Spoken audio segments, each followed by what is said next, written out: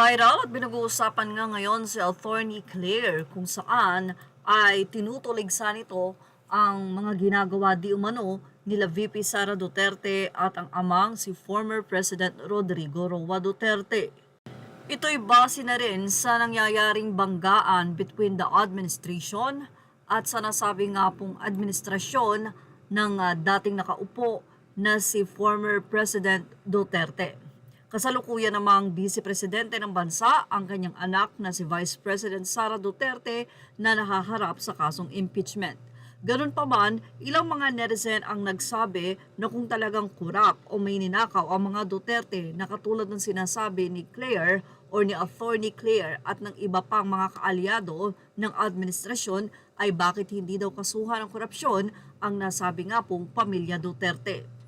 Matatandaan na ang kaso na ngayon ay pinupush kay former President Duterte ay ang nasabi nga pong war on drugs. Bukod doon ay wala nga nagpapatunay na nagbayad o may nagbayad or kung anumang korupsyon ang ginawa ng mga Duterte sa bansa.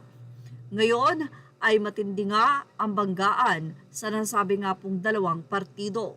Pero ilang mga netizen ang makikita na matindi pa rin ang suporta sa mga Duterte.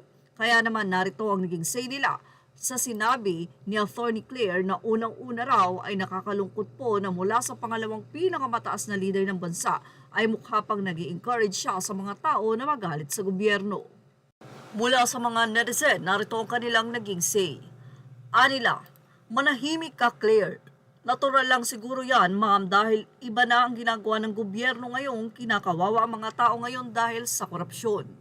Mula naman sa isang netizen, sinabi niya na, "Hoy, gumising ka Castro, huwag kang kumampi sa mga magnanakaw na harap-harapang pinananakawan ng mga Pilipino. Pero kung galit ka rin tulad nila, bahala ka, damay ka sa galit ng mga Pilipino." Say naman ng isang netizen, bakit hindi nyo kasuhan yung sinasabi mong mga magnanakaw? Ang isa naman ay sinabing nasa wrong path daw ang PCO ngayon with Attorney Claire and Coy. Lalo lang kayong lulubog. Just answer your cases at the SC and Ombudsman. Attacking the Dutertes now surely make you more down. Hati nga ang opinyon ngayon ng mga netizen dahil ang maka-administrasyon ay pinupukol din ang mga Duterte. Habang mga supporters naman ng Duterte ay pinupukol naman ang kasalukuyang nasa administrasyon. Well, sabi nga nila, may isang higit na nakakakita kung sino nga ba ang gumagawa ng hindi tama sa bansa. Yan ang ating Showbiz Snap update. Images are all credit to the rightful owners. Thank you for watching Showbiz Snap.